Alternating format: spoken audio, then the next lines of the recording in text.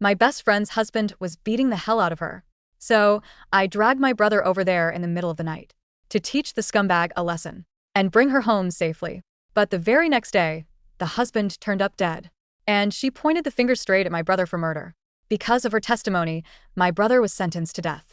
My mom died of grief and anger, using her final breath to blame me for trusting the wrong people. My dad couldn't forgive me and cut me off completely. Even my fiancé dumped me. Meanwhile, my so-called best friend remarried within 6 months and started living a picture-perfect, peaceful life. In a daze of despair, I fell off a cliff to my death. But when I opened my eyes again, I was back reborn. On the exact night she was being beaten, I was dragging my brother towards that trashy apartment complex where my so-called best friend, Bella, lived. Which apartment is Bella in again? Brad asked, checking his watch. Brad, wait. I slammed the brakes, grabbing his arm. Shit. I left the stove on. I'm making a pot roast. You cooked? Yes. Go back to the car and drive home. Now if the house burns down, Mom's gonna kill us. But Bella, isn't her husband beating the crap out of her right now?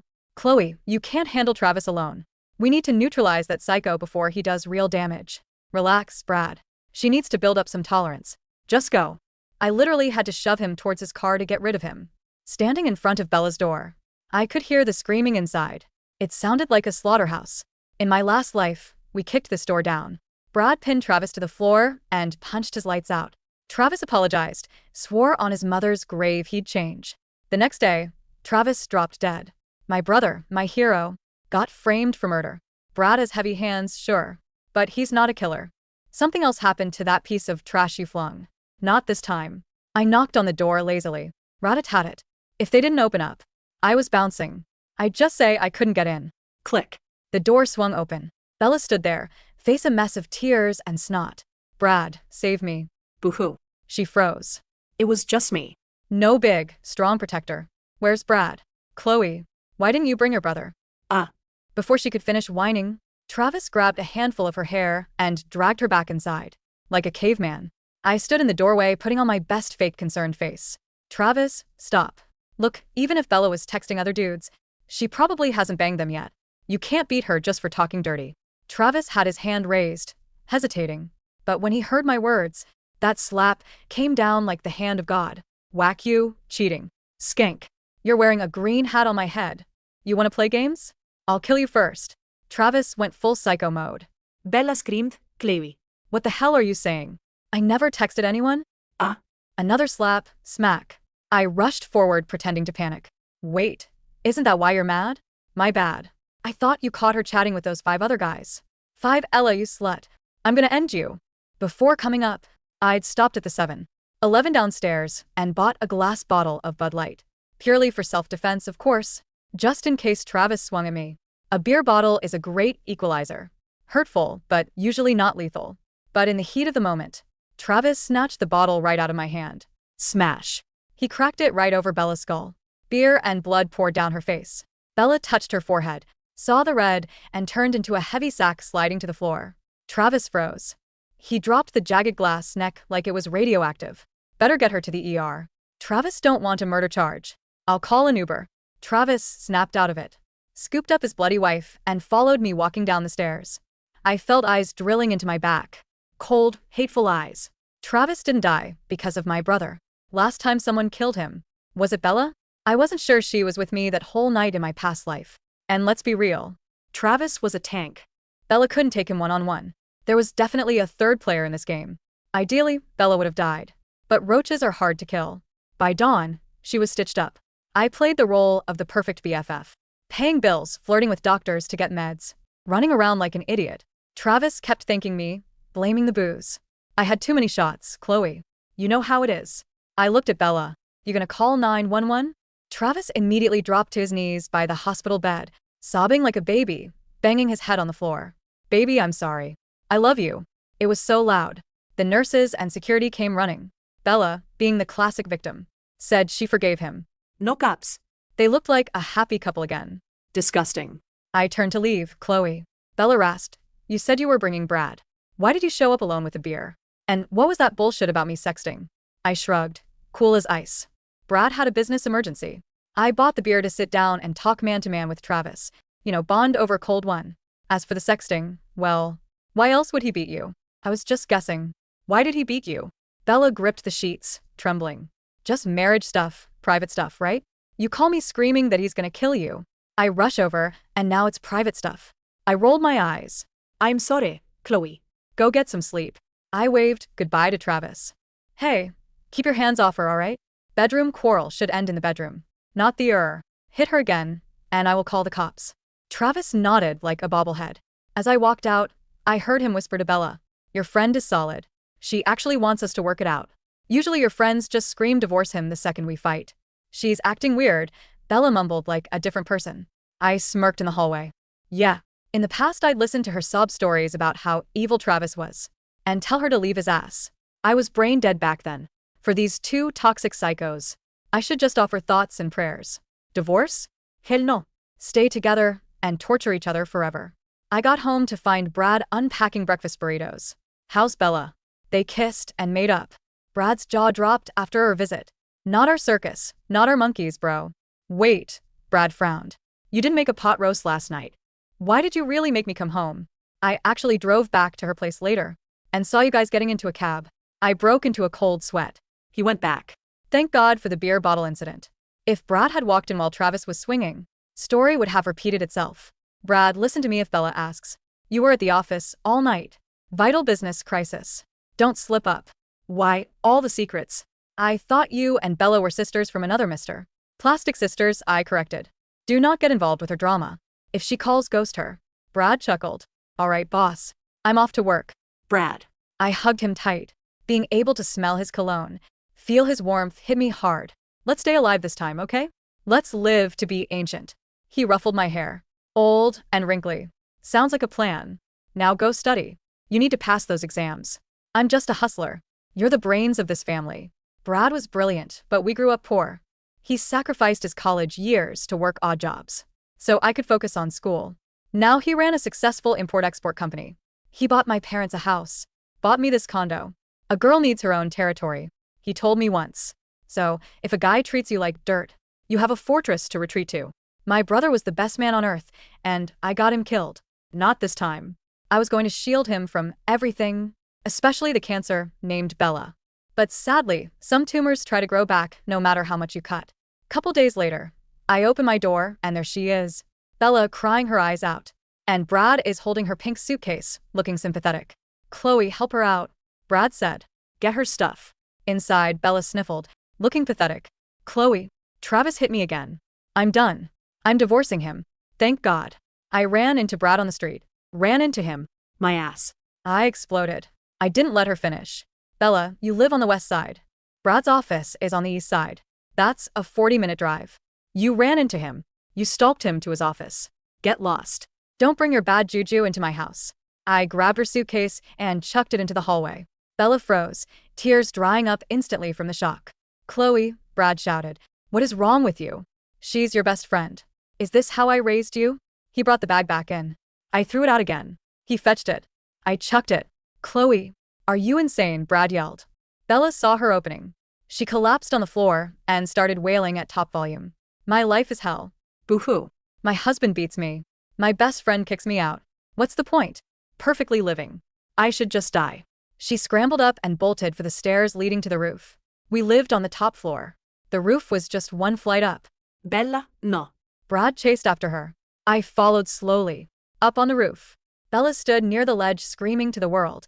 Nobody loves me. I'm jumping. Goodbye, cruel world. Neighbors started pouring out of their units. Police sirens wailed in the distance. People whipped out their phones. Of course, content comes first. I leaned against the door frame board. Hey, hurry up and jump. If you don't do it today, I'm gonna be disappointed. The crowd gasped. A neighbor was live streaming, pointing his phone right in my face. Look at this witch. Her friend is suicidal, and she's egging her on toxic much. The comments on his feed were probably tearing me apart. Mind your own business, I snapped at the streamer. You feel so bad for her, you take her in. Let her sleep in your bed. The guy stuttered. She not my friend, I yelled at Bella. Hey, neighbor guy says you can crash at his place. Go die in his living room instead. Bella howled louder, inching closer to the edge, but gripping the railings so hard her knuckles were white. Suddenly the streamer's wife appeared. A large, angry woman. She grabbed the guy by his ear, authorizing shelter for strange women. Now, are we get your ass inside and help the kids with homework? She dragged him away while he yelped. It was pure comedy stealing Bella's spotlight. Bella screamed again to get attention back. Brad was pleading with her. Bella, please come down, you can stay. Chloe won't kick you out, I promise. She looked like she was considering it. Nope, I said loudly. Not happening. This condo is in my name. Brad has zero say. If you want into my house, the only way is to jump and haunt it as a ghost. The cops and fire department arrived. Miss Cop yelled at me. Stop provoking her. Help us talk her down. It's a life or death situation. An old lady neighbor wagged a finger at me. You heartless little brat. Think of the property values if she splatters on the sidewalk. Bella saw everyone turning on me. I saw a smirk flicker through her tears. I walked straight up to the ledge, right next to Bella. I grabbed her shoulders. Alricht bet. Sisters forever, right? Let's jump. Let's jump, I whispered, my voice devoid of any tremor. Come on, bestie. Hand in hand. Thelma and Louise style. I tightened my grip on her shoulders and leaned my weight forward. We teetered. The wind whipped my hair into a frenzy, stinging my eyes, but I didn't blink. I stared straight into Bella's soul and saw the mask crack. The tragic, suicidal victim vanished. In her place was a cornered rat. Get off me! Bella shrieked, her voice no longer a mournful wail, but a guttural scream of self-preservation. She didn't just pull away, she clawed at my face, her nails digging into my cheek, and shoved me violently backward. Because I was expecting it, I let myself stumble. I fell back onto the safety of the roof gravel with a dramatic thud. Bella scrambled away from the ledge, hyperventilating, hugging the ventilation shaft, looking at me like I was the monster. She tried to kill me. Bella screamed at the police officers bursting through the roof access door. She tried to push me, but the crowd below had seen it differently. The streamer's phone had captured the pivotal moment. The suicidal girl fighting viciously to live the moment gravity became a real option. Brad rushed past me, scooping Bella up. But as he looked at her, alive, fighting, vicious, and then at me, sitting calmly on the gravel wiping blood from a scratch on my cheek, a flicker of doubt crossed his eyes. She changed her mind, I said loud enough for the cops to hear. Crisis averted. Despite my stunt, Brad's savior complex was a terminal illness. He insisted Bella couldn't go back to Travis, and since I had humiliated her publicly, he felt we owed her sanctuary. Bella moved into our guest room. Thus began the psychological warfare. In my past life, I was passive. This time, I went on the offensive. I installed microcameras in the living room and kitchen, not to catch her stealing silver, but to catch her slipping. Bella played the role of the traumatized refugee perfectly when Brad was home. She cooked, she cleaned, she wore oversized sweaters and looked at the floor. But the moment the front door clicked shut behind him, the posture changed. She would lounge on my sofa, eating my food, texting furiously on a phone I didn't recognize. One Tuesday, I came home early from class. I had actually dropped out to focus on saving our lives, but Brad didn't need to know. I found Bella in the kitchen, pouring a clear liquid into Brad's protein powder tub. I stayed in the hallway, recording on my phone. When she left the room, I sneaked in. I dipped a finger in the powder and tasted a tiny grain. It wasn't poison, not yet. It was laxatives. High grade, prescription strength. She wanted Brad sick. She wanted him weak, homebound, and dependent on her nursing. I didn't flush it. Instead, I swapped the protein tub with the one Bella used for her morning smoothies. The next morning, the plumbing in the guest bathroom sounded like a jet engine taking off. Bella missed her meeting with a divorce lawyer. Brad was worried. It's stress, I told him, pouring him a clean cup of coffee. Guilt eats you up from the inside, doesn't it? I knew Travis was strong.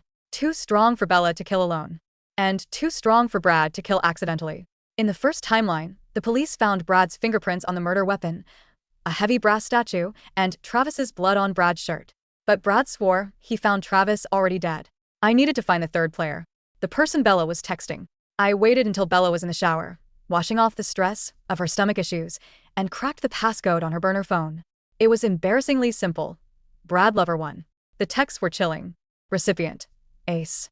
Bella, he's getting suspicious. We need to move the timeline up. Ace. I need the cash first.